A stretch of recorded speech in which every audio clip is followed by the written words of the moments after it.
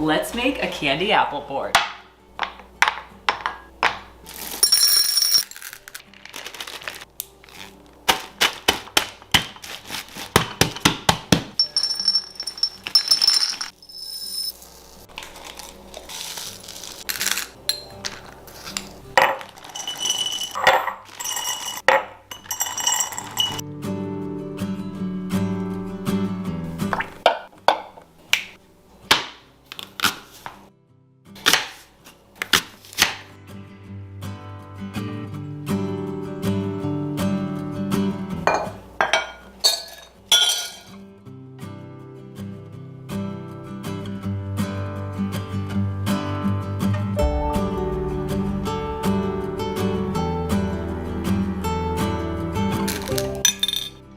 These would be so fun to make with your kids or grandkids, or you could just have them out at your next Halloween party.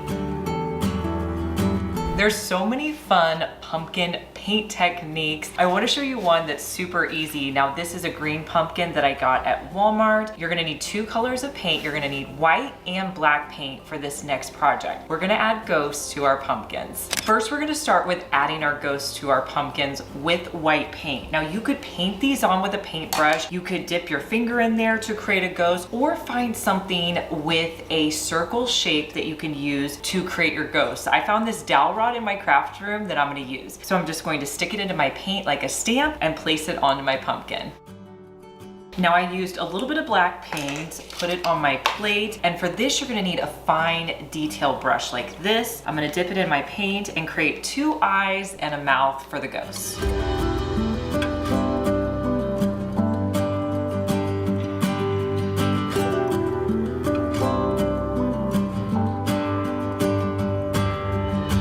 I have another option for you to create a decorative pumpkin. These are dried florals that I put on this pumpkin. Now I did this as part of a girls' night. I just got some white pumpkins, and then off of Amazon I ordered a bunch of different dried florals. So you're gonna need a bunch of dried florals. You're also going to need some paint brushes. I ordered this entire pack off of Amazon with some Mod Podge. And then all you're going to do is Mod Podge on your pumpkin and then press the flowers down. I think it looks great when you stick to a theme. I did this like white and yellow theme. One of my friends did a purple theme, and then we also had a pink theme. So if you do a couple of pumpkins together, when this dries, these look so pretty. They'd be perfect to sit out on your mantle. How do you store your Kleenexes for fall? Well, of course, in a jack-o'-lantern. So I have 3 options. I have a white, a black, and an orange jack-o'-lantern. I was kind of having trouble figuring out which one I wanted to use. I really like the white, but I'm worried you're gonna be able to see my Kleenexes inside. So I think I'm gonna go with the black one. Let me know down in the comments which of these 3 you would choose. So you've probably seen me do this hack before in a vase, but what you're gonna do is you're gonna take your Kleenexes and you're going to pull them out. When you have them in your hand, the side that you're gonna pull out, what you wanna do is take them and bend them in half like this. This side where all of them are connected, you're going to put that into your jack-o'-lantern. And anytime you need a Kleenex, you can pull it out of your jack-o'-lantern. You're gonna want this for spooky season. This Snackle box has a lid, and you can fill it up with your favorite Halloween treats and candy. This would be perfect for a movie night or to bring over to a friend's house. Let me know down in the comments which candy I'm missing from the Snackle box. If you've made it this far in the video, thank you so much for watching. Comment the word of the day, which is hacks.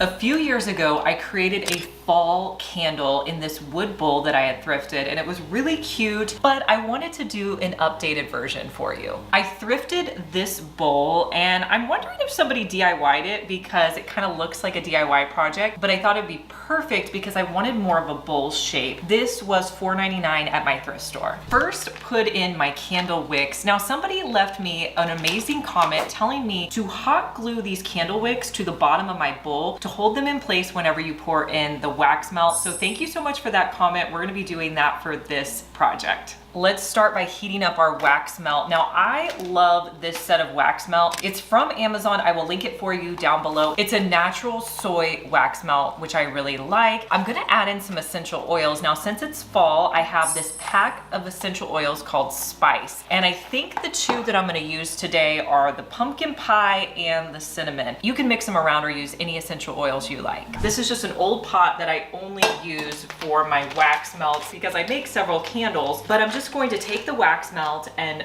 fill up my pot with it. It melts pretty easily. I usually just put it on low. Next, I'm gonna add in my essential oils. I'm probably gonna add in more of the pumpkin pie than I do of the cinnamon.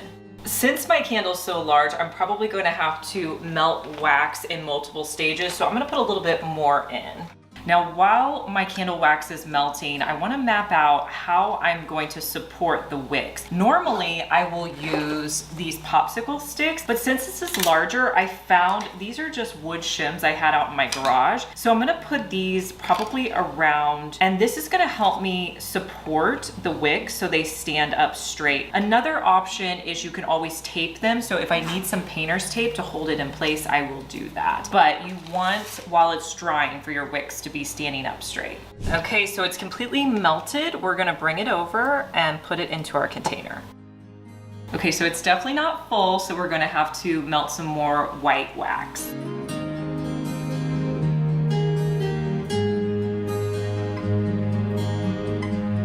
Now that I have all of my wax melt in here, I just need to tape them in place so that all of my candle wicks will stand straight up.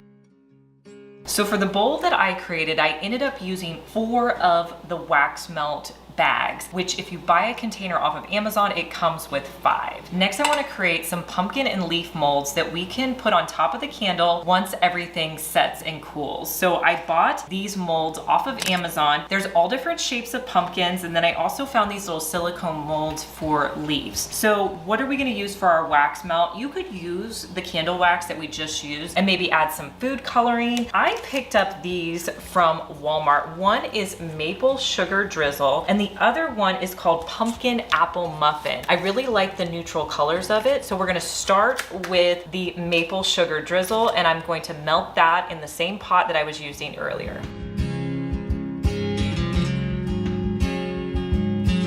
Okay, so I'm gonna use my funnel to try to put it into this mold. So hopefully that works. So I already kind of got that everywhere. So I'm gonna try to use a disposable cup. It may melt, it may not be a good option. Okay, that worked pretty good. I just need something smaller to transfer it from my container into here. Okay, I went a little over. Next time I won't fill it so much, but that worked pretty good.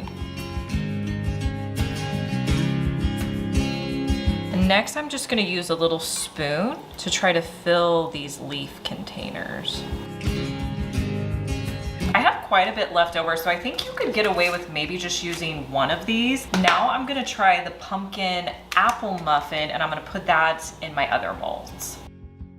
All right, so we're gonna fill these up the same way.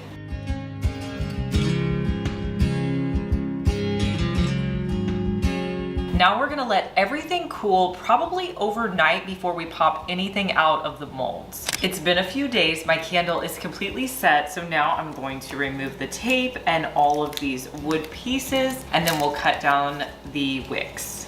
This looks awesome. This candle would be perfect just like this, but I'm gonna take my pumpkins out of the mold next to add to my candle.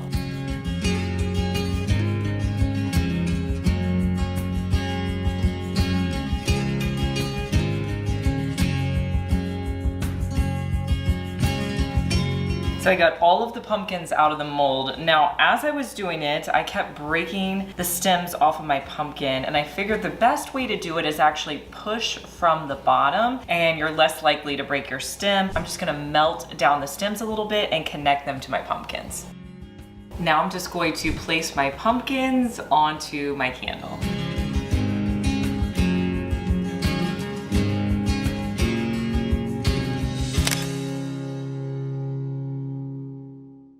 Hey guys, I'm Liz and you're watching my second DIY channel where I post daily DIY videos. You may be familiar with my main channel, Liz Fenwick DIY, but I'm glad that you found me over here on my second channel. Make sure that you're subscribed so you just get notified every day when I post our daily DIY video.